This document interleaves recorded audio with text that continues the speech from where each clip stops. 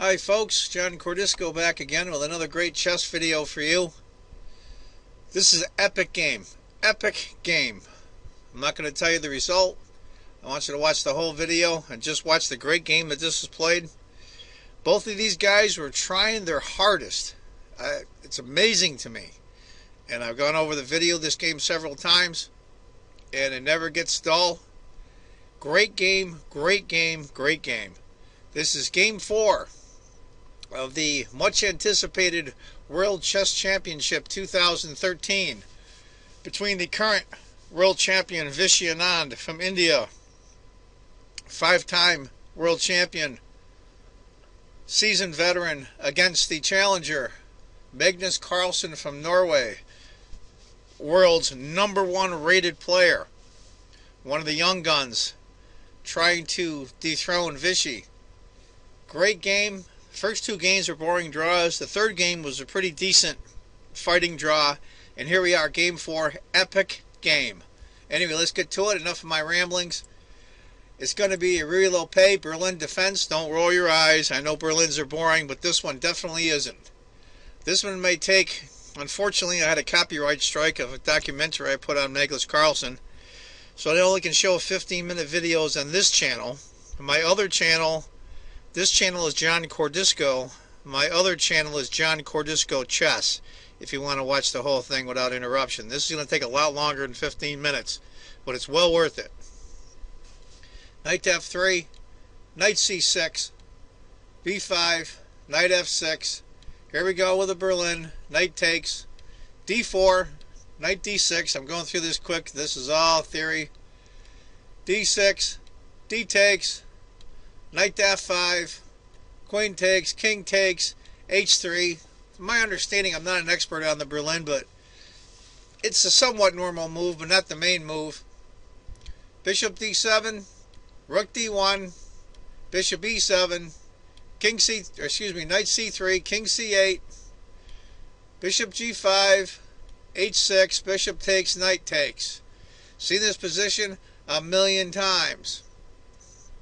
Oddly enough, the computer shows white being up almost a full point, even though black is down what I call the minor exchange. Or excuse me, black is up the minor exchange, which he has a bishop against a knight. Rook to d2, c5, rook to d1, doubling up the rooks, bishop e6 to get out of the way.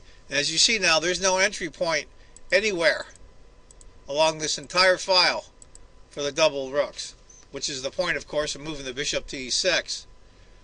This is a move that surprised many people. I saw some commentators analyzing this game on other channels and other sites on the internet, and they weren't real pleased with this. I think this might have been Vichy's novelty in the Berlin. If king a2 would probably be better than b6. That seems somewhat more normal. Vichy decided to go for knight to e1. Now it's important for Vichy to draw blood. He's the world champion. He's got a tremendous match experience over Carlsen. And he needs to draw blood with white. Knight to g6. Knight to d3. b6. I feel in my mind that Vichy's slowly losing this position. There are not any blunders or anything. He's just slowly losing the opening battle.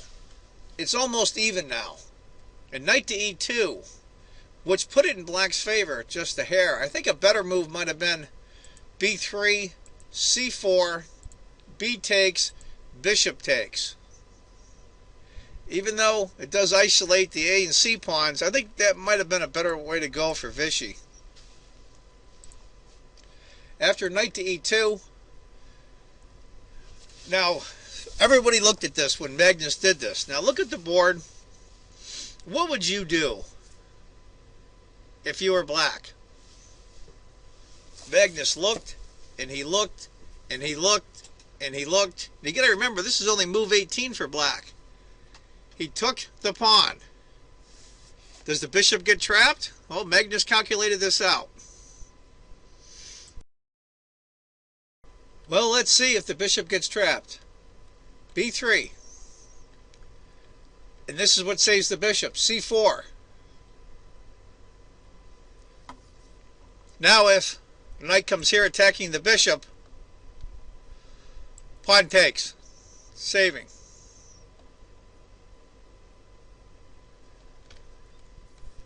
Knight c to d1, c takes,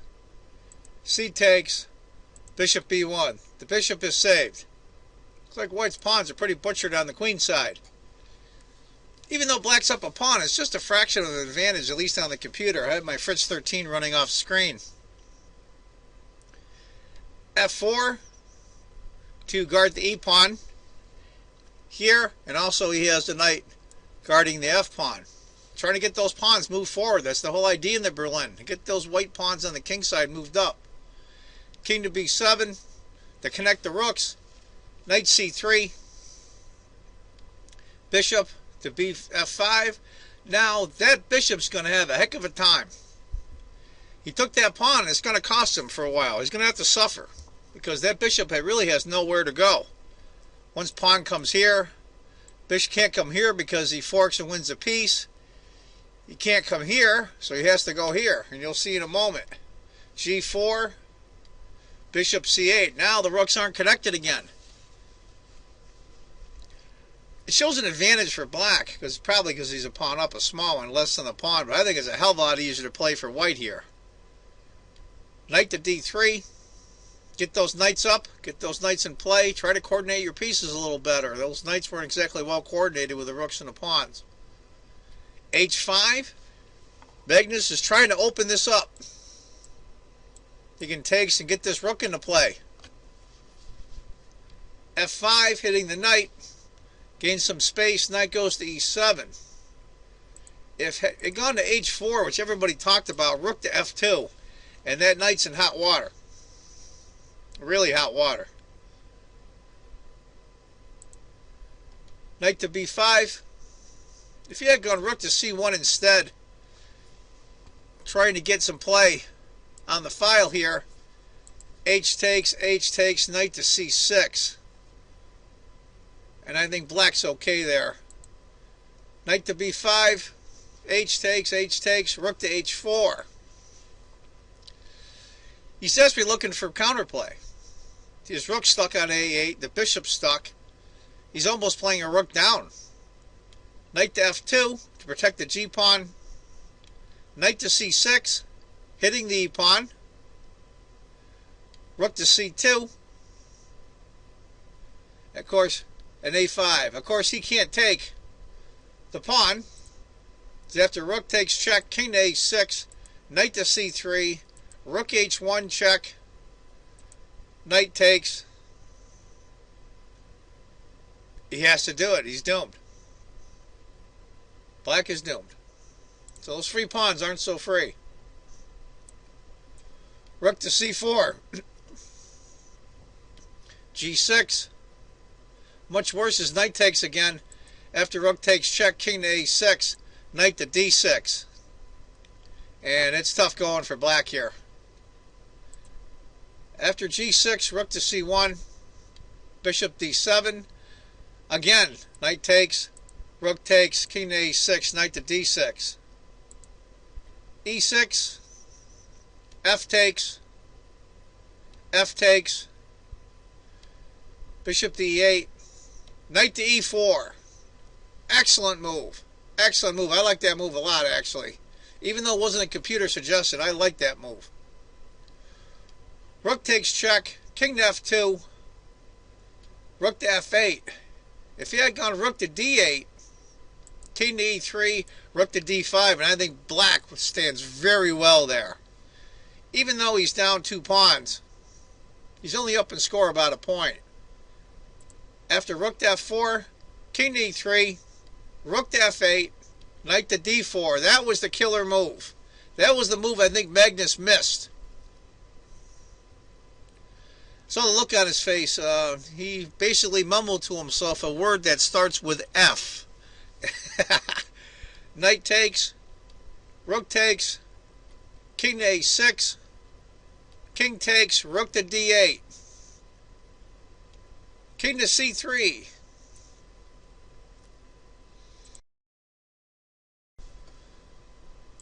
After king to c3, rook to f3, check. King to b2, rook to e3, hitting the knight. Rook to c8, hitting the rook. Rook d to d3. Doesn't want to switch rooks. Magnus wants to keep the pressure on. He feels like he's up a pawn. He needs to continue. If rook had taken, rook takes, bishop c6, rook takes e7. And I think white holds on.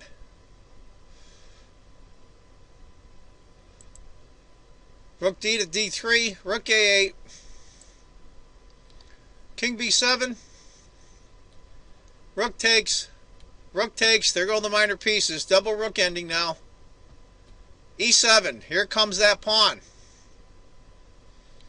Rook g3. Now this rook is tied down to this pawn.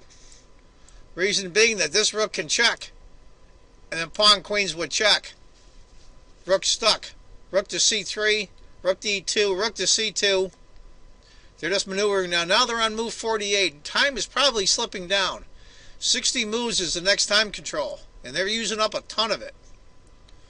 Rook to e3, rook to a2. Again, you cannot take because of the check and the pawn queens. g5, rook to d2, rook e5. Sometimes these double rook endings are mind-numbing. I'm going a little bit fast. If you want to pause the video, of course, to check it out yourself, feel free. Rook to d7, check. King to c6. Rook e to d8. Rook to e3. Well, let's go through all the rook maneuverings that's going around here pretty quick. King to a3. Rook. King to d8. Of course, again, you can't take. g4. Rook g5. Rook takes. Rook to a8 check. King to b7. Rook a to g8. You're going to pick up the g pawn no matter what. a4. Rook. Pawn takes. He goes there first, because you know that b pawn cannot queen. King to a6. Rook takes, king takes. And there's where Magnus put out his hand offering a draw. Magnus is black. Epic, epic game. Epic game. I remember I watched this on the DVR video from YouTube. I couldn't watch it live because it's 4:30 a.m. in the morning here when it starts, Eastern Standard Time on the East Coast of the United States. Awesome game. Anyway, folks, that's game 4. Great game. They're just getting better and better. I hope game 5, which will be on Friday, is even better. Love the action. These guys are great players. They got the two best right here. Anyway, folks, I want you all to remember, if you think chess is just a game, you're not playing it right. And I want to thank all my new subscribers and all my new videos with several thousand hits. I appreciate it. And I have 2 channels. One is John Cordisco, and the other channel is John Cordisco Chess. Please subscribe. I would personally appreciate it. Take care, folks. Bye-bye.